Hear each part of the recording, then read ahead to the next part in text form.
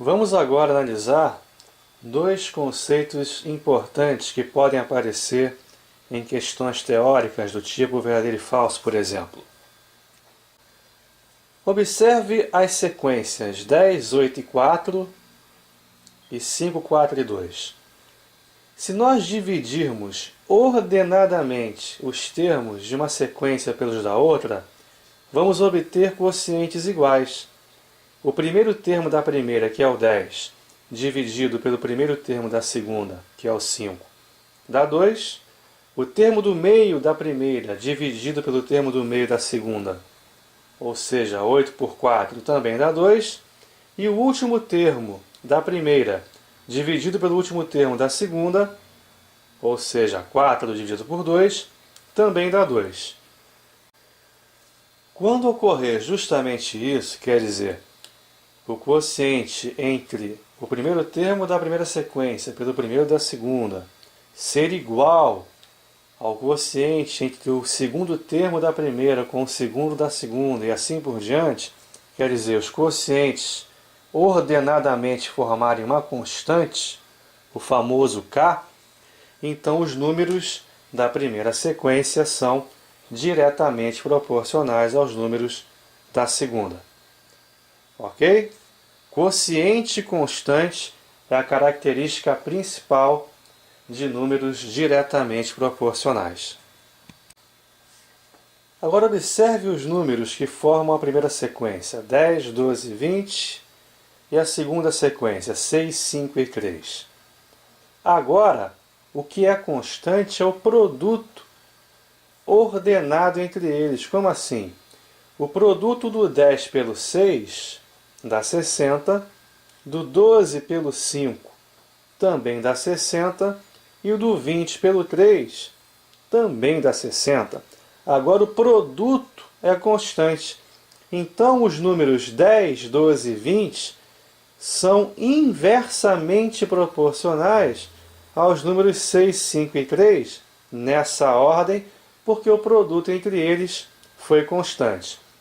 De forma geral, se os números A, B e C formam uma sequência inversa com os números D, E e F, o produto ordenado entre eles é sempre o mesmo, é sempre uma constante, é o famoso K. O primeiro da primeira pelo primeiro da segunda é igual ao produto do segundo da primeira pelo segundo da segunda, que é igual ao produto do terceiro da primeira pelo terceiro da segunda. AD igual a BE igual a CF igual a K. Ok?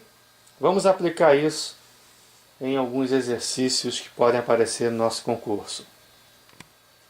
Vamos dar uma olhadinha numa famosa fórmula da física, que traduz a segunda lei de Newton. Força resultante igual a massa vezes a aceleração. Sem entrar em detalhes sobre os conceitos envolvidos na fórmula, vamos apenas descobrir se a força e a massa, depois a força e a aceleração, e finalmente a massa e a aceleração se comportam de forma direta ou inversa uma em relação à outra. Vamos lá. Força e massa. Repare que força e massa estão em lados opostos da igualdade. Trazendo a massa para o lado da força, nossa fórmula ficaria assim: força resultante sobre a massa igual a aceleração. Confere?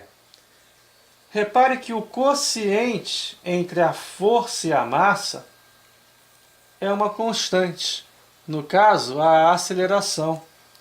Então, força e massa são diretamente proporcionais, porque o quociente entre elas é uma constante. Ok? Da mesma forma, força resultante e aceleração estão em lados opostos da equação. Trazendo a aceleração para o lado da força, teríamos força sobre a aceleração igual a massa. O quociente entre as duas grandezas é uma constante. Agora é a massa. Como o quociente é constante, força e aceleração também são diretamente proporcionais. Agora, massa e aceleração já estão do mesmo lado da equação. Massa vezes a aceleração é a força. Ou seja, o produto entre as grandezas é uma constante. Como o produto é uma constante, massa e aceleração são inversamente proporcionais.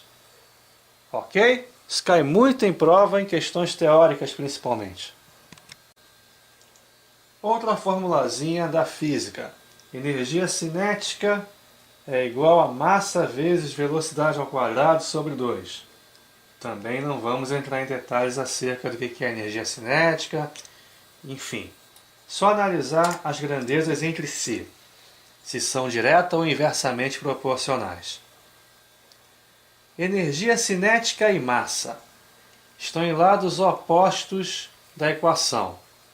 Eu vou trazer a massa para o lado da energia cinética.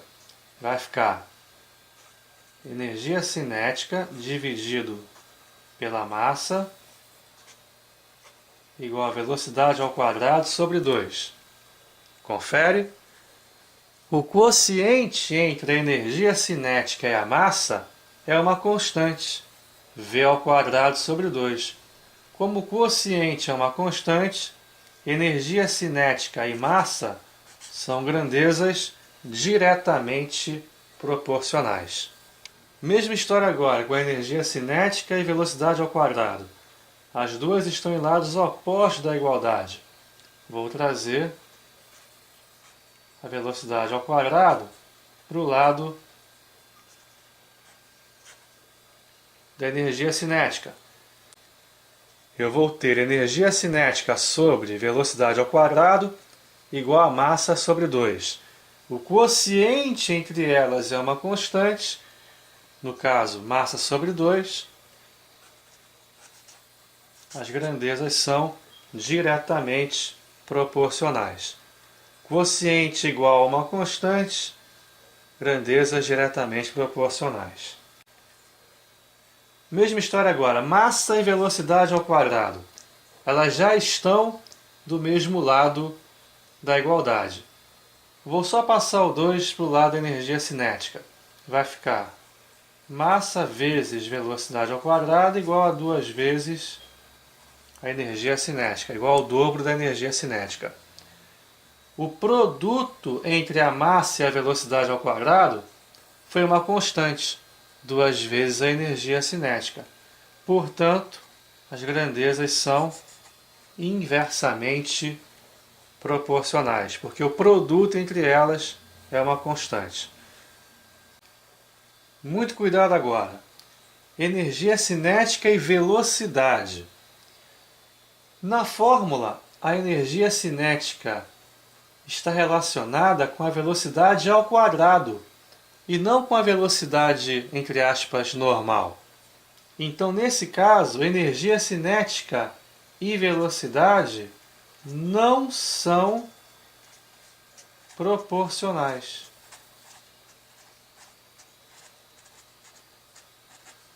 Ou seja, não formam uma proporção. Energia cinética e velocidade não são nem direta nem inversamente proporcionais. Porém, a energia cinética é diretamente proporcional ao quadrado da velocidade e não à velocidade, entre aspas, pura, no sentido de formarem uma proporção. Ok? Questão 34 do Colégio Naval. Se as grandezas A e B são representadas numericamente por números naturais positivos, tais que a relação matemática entre elas é A vezes B elevado a menos 1 igual a 4, coloque V, verdadeiro, ou F, falso, assinalando a seguir a alternativa que apresenta a sequência correta. Primeira, A é diretamente proporcional a B, porque, se aumentando o valor de B, o de A também aumenta. Verdadeiro ou falso? antes de mais nada, o que é A vezes B elevado a menos 1? A vezes B elevado a menos 1 é a mesma coisa que A vezes o inverso do B, não é isso? Já que expoente negativo faz com que a base seja invertida. Então, A vezes B elevado a menos 1 é uma outra forma de se representar a divisão, quociente de A por B. Então, o quociente de A por B é 4, ou seja, é uma constante. Então, A e B são diretamente proporcionais, porque o quociente entre eles é uma constante. Tranquilo? Portanto, o primeiro item é verdadeiro, pois disse que A é diretamente proporcional a B, porque se aumentando o valor de B, o de A também aumenta. Vamos supor que o A seja 8 e o B seja 2. 8 sobre 2 dá 4. Agora, se o B, por exemplo, passar a ser 10, para essa relação se manter, o A terá que se tornar igual a 40, porque 40 sobre 10 dá 4. Ou seja, aumentando o valor de B, o de A forçosamente vai aumentar também. Ok? Mas já sabíamos que as grandezas eram diretamente proporcionais por causa do quociente ser uma constante, no caso 4. Segundo item, A é inversamente proporcional a B porque o produto de A pelo inverso de B é constante. O produto de A pelo inverso de B, ou seja, B elevado a menos 1, realmente é uma constante. Realmente dá 4. Então, a conclusão que chegamos é que A e o inverso de B são inversamente proporcionais. O A é inversamente proporcional ao inverso de B e não ao B, ok? Por isso, o item é falso.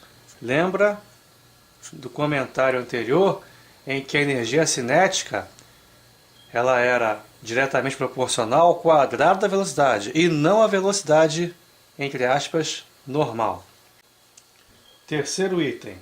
A não é diretamente proporcional a B. Falso, claramente falso.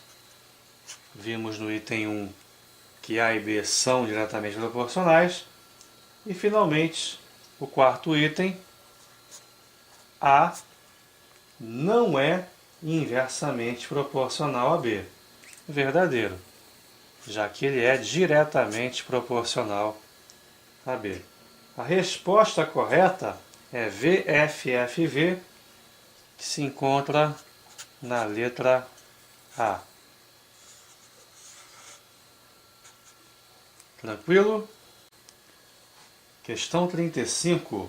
Sabendo-se que 5xy é igual a 2yz, que é igual a 8xz, calcule x, y e z, sendo x mais y mais z igual a 150. Repare a segunda equação. 5xy igual a 2yz igual a 8xz.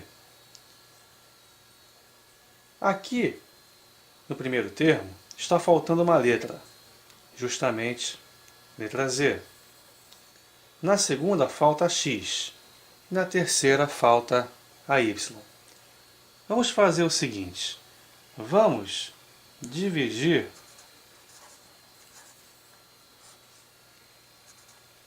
todo mundo pelo produto XYZ. Mas por quê? Você vai perceber logo. No primeiro caso, eu posso cortar XY com XY, vai sobrar só o Z embaixo.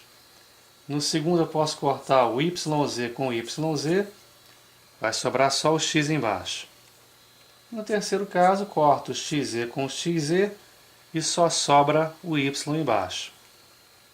Ficaríamos com 5 está para z, assim como 2 está para x, assim como 8 está para y. O que é isso? Uma proporção. A questão agora se tornou conhecida. O z é 5k, o x é 2k, o y é 8k. Substituindo o x por 2k, o y por 8k e o z por 5k, como estamos acostumados, a soma deles é 150. Vai ficar 15k igual a 150, k igual a 10. Logo, o x é 2k, 2 vezes 10, 20, y, 8k, 8 vezes 10, 80, e o z, 5k, 5 vezes 10, 50. Repare que a soma deles realmente dá 150. Questão 35 do Colégio Naval. Duas pessoas constituíram uma sociedade. A primeira entrou com um capital de R$ 5.000 e a segunda de R$ 6.000. Um ano depois, admitiram um terceiro sócio, que entrou com um capital de R$ 10.000. Decorridos 18 meses desde o início da sociedade, a firma teve um lucro de R$ 12.900. A parte do lucro que caberá ao terceiro sócio é... Depois há uma observação dizendo que o lucro é dividido proporcionalmente ao capital e ao tempo, não se levando em conta outros fatores, como por exemplo a inflação. Vamos lá com calma, porque a questão não é difícil, embora no primeiro momento aparente ser. Temos que levar em conta os dois momentos distintos de funcionamento da sociedade, inicialmente com apenas 2 sócios, depois com a chegada do terceiro sócio. Num primeiro momento, com apenas 2 sócios, o capital social da empresa era de R$ 11.000, porque o primeiro entrou com 5.000 e o segundo com 6.000. Os dois ficaram sozinhos durante 12 meses. E a sociedade acabou gerando um lucro que eu vou chamar de L1. Ok? Depois, um ano depois, não é isso? Admitiram um terceiro sócio que entrou com um capital de R$ 10.000. Portanto, o capital da empresa deixou de ser apenas 11.000 e passou a ser de R$ 21.000. Ok? Decorridos 18 meses desde o início da sociedade, a firma teve um lucro de R$ 12.900. Decorridos 18 meses, foi apurado o lucro final. Ou seja, o terceiro sócio atuou, digamos assim, durante 6 meses. E durante esses 6 meses, houve um lucro que eu vou chamar de L2. Nós sabemos que o L1 mais o L2 é igual a R$ 12.900. Basta encontrar agora o valor do L1 e do L2 para aí sim descobrir quanto cabe ao terceiro sócio. Agora um detalhe muito importante. Os lucros L1 e L2 eles são diretamente proporcionais aos capitais sociais e aos tempos de duração da sociedade, ora com 2, ora com 3 sócios. Quer dizer, o lucro 1 ele é diretamente proporcional ao 11.000 e ao 12. Vimos em questões anteriores que se uma grandeza é diretamente proporcional a 2 valores, 2 pesos distintos, então ela é diretamente proporcional ao produto entre eles.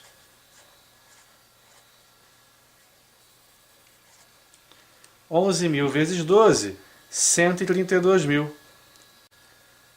Podemos dizer que o lucro 2 é diretamente proporcional a 126.000, que é justamente 21.000 vezes 6.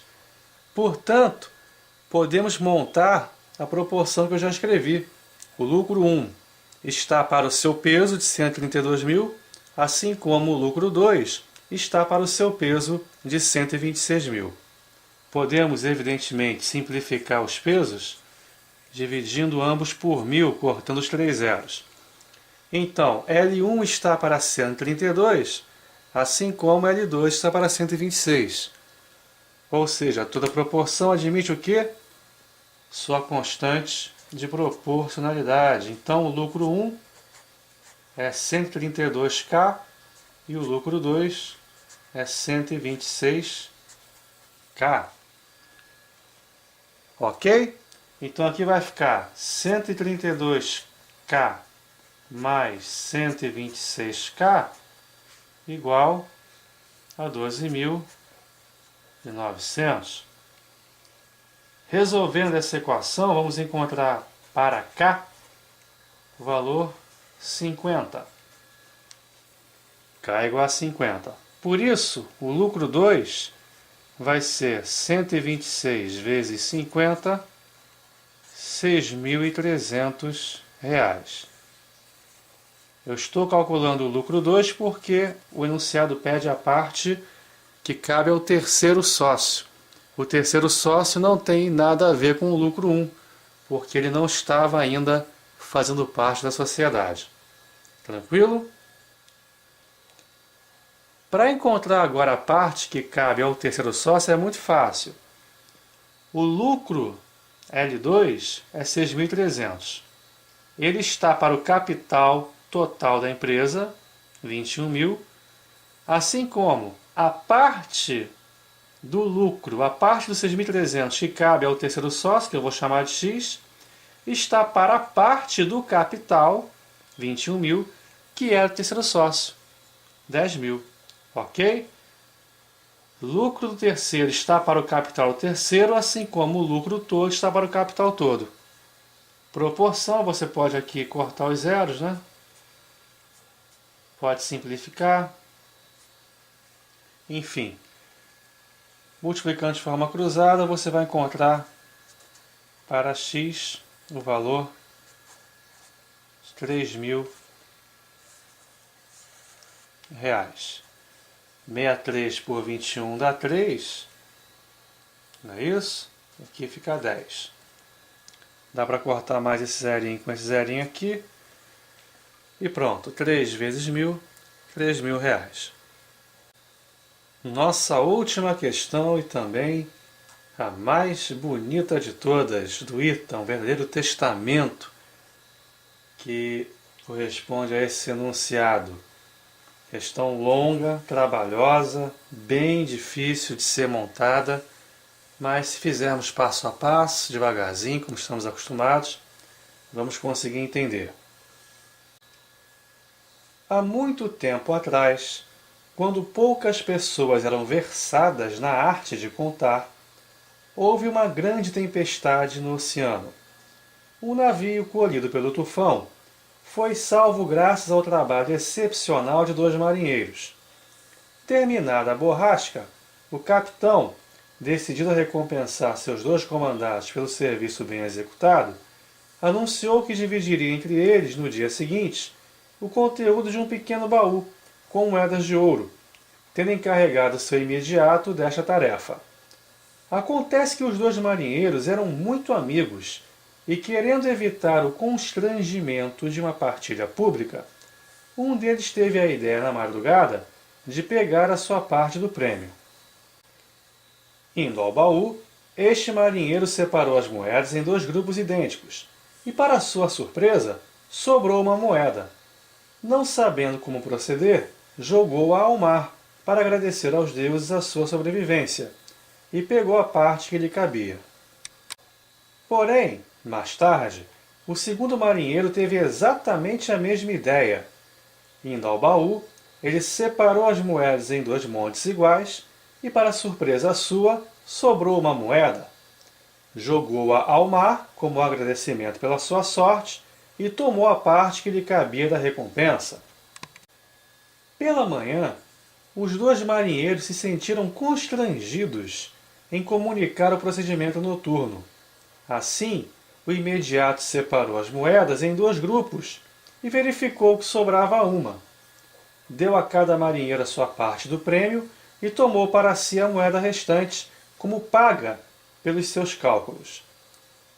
Sabendo-se que a razão entre as moedas ganhas pelo primeiro e pelo segundo marinheiro foi de 29 para 17, então o número de moedas que havia originalmente no baú era...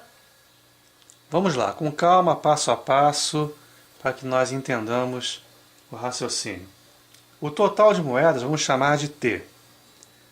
Quando o primeiro marinheiro chegou, ele encontrou as T moedas no baú, certo? O que ele fez?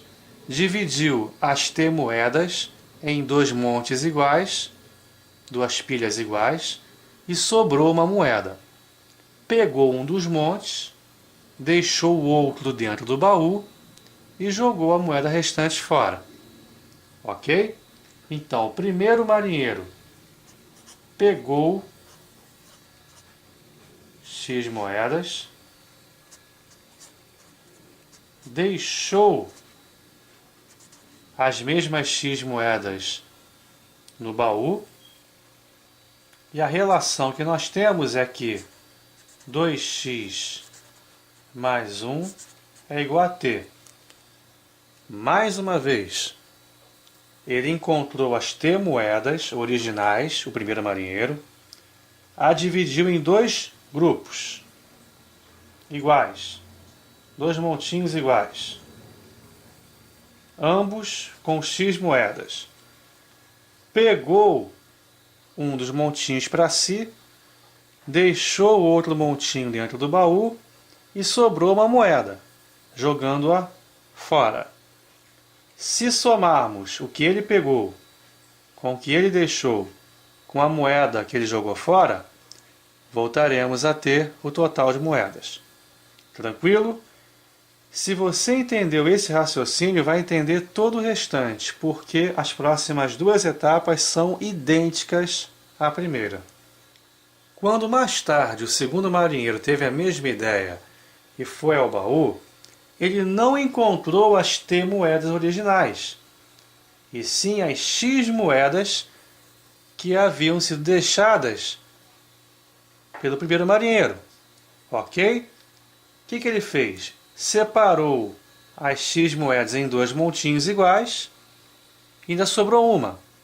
Pegou um dos montinhos, deixou dentro do baú o outro e jogou a moeda restante fora. Então podemos escrever que o segundo pegou, digamos, Y moedas, deixou dentro do baú as mesmas Y moedas.